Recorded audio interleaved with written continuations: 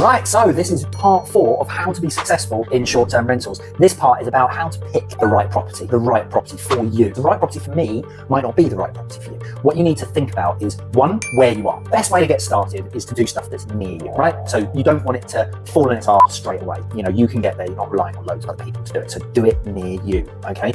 Now, the next thing is to think about what is unique about the area that you're looking to do it in. Yeah, why would people come there? What is there to do there? What developments are going on? So once you understand what's going to work and why people are going there, that will guide you more towards the perfect property. So if there are going to be lots of solo travelers, going to be lots of couples going there and families, there might be a need for, if there isn't many of them, maybe 1 or 2 bedroom apartments, right? Because you can get small families into a 2-bedroom apartment and they can work really, really well. However, if there's lots of development going on and it's a big student town and there's loads of other stuff that would bring big groups like stadiums or whatever that might be, you've got big groups coming along, and that will mean that potentially 3, 4, 5 bedroom houses and bigger buildings might work really well as well, especially if there isn't many in the market. So if there are big groups going and there aren't very many 4 or 5 bedroom houses in the area, you will know that that could be a market that you can tap yourself into.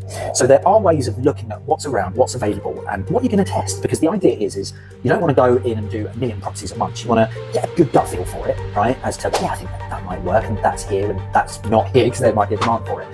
Pick that, give it a test, and if it works near where you want it to, then you can try another one. And then by doing lots of them the same and then working, you're going to get a good feel for what else might be out there as well. And that's where you can branch out into other different types of properties that will also work as short-term rentals. We started with 3, 4 bedroom houses. We stuck with that for a while. We figured them out. They worked. Then we tried a couple of 2 beds, a couple of bigger ones. And we eventually moved on to doing small hotels. Have a think about that. And the best bit of advice, though, is to make sure you do it local so you understand the area best and you can adapt with it and then figure out what other stuff might work as well.